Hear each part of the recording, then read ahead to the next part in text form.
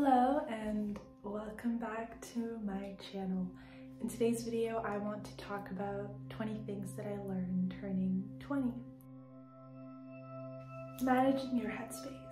Throughout the course of my life in different circumstances and situations, I've spent a lot of time thinking about other people and other people's lives, wondering about what they're doing, and just in general, a lot of things that are so irrelevant to me. And lately I've been thinking about, what if I spent all that time and energy and headspace thinking about myself, my goals, my ambitions. When all else fails, go with it. And so when the external world seems chaotic, overwhelming, and disordered, it's oftentimes a sign for me to go into my internal world and to think about things that I'm feeling or I'm doing, or the habits that I've picked up along the way. And oftentimes when I do that, my external world changes rapidly and it responds.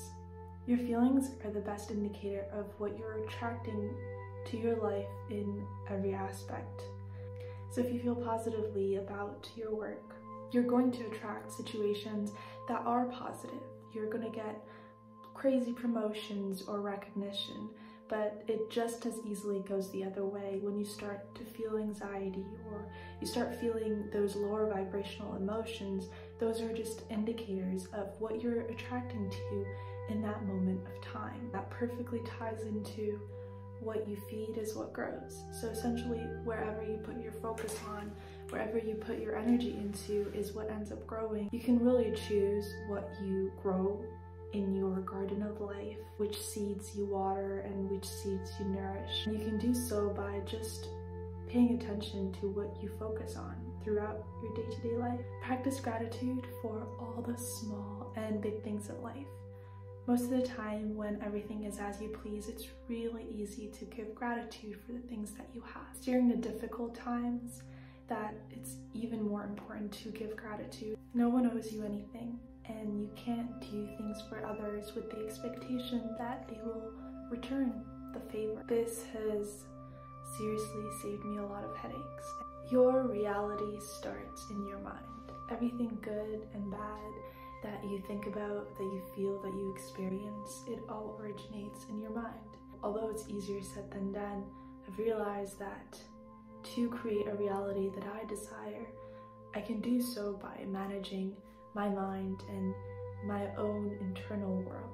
Balance is key, and specifically balance between noise and silence. Shatter your ego. Our ego allowed us to be in survival mode and to essentially be able to fight or flight. Nowadays, our ego can be really self-sabotaging and it can stand in our way, and so it's important to be able to shatter your ego by embarrassing yourself or doing things that are outside of your comfort zone. Your thoughts aren't the truth. They're just patterns of behavior that have been inscribed in your brain and in your personality. You don't have to listen to every thought that crosses your mind. Most of your thoughts hold no truth to them. They become powerful when you give them the power, when you put your faith in them. You will see what you believe. So we can choose what we believe about the world, about ourselves, about other people. And most of the time we've been taught what to believe by institutions, by our families, or by the people around us growing up. And it's important to realize that no one belief or teaching is any more true than the other. And so you just honestly have the choice. Outgrowing things is a sign of growth.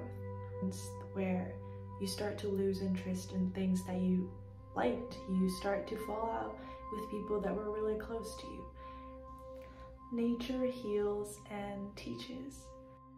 We're all connected to every living being by evolution and just simply by the living force that keeps all of us alive. There's something so serene and magical about just being in nature.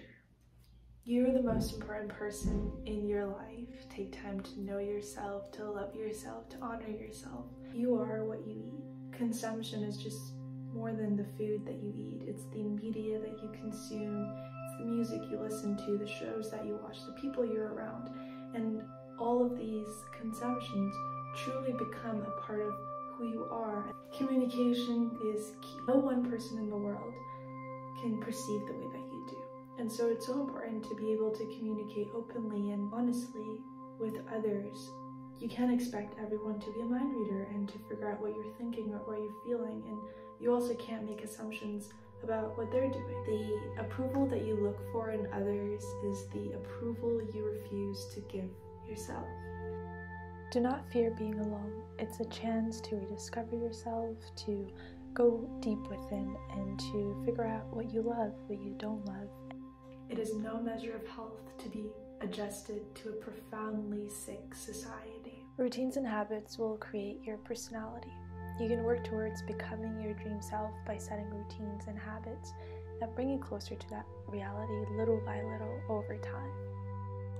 Sharing all these 20 things are more so just also for me to be able to watch this video back and look at everything that I've noticed in this stage in my life and to see how far I progressed. If you enjoyed this video, or if you have any advice or any lessons that you would like to share, I would love it if you left a comment in the comment section below. Thank you so much. If you enjoyed this video, make sure to like and subscribe.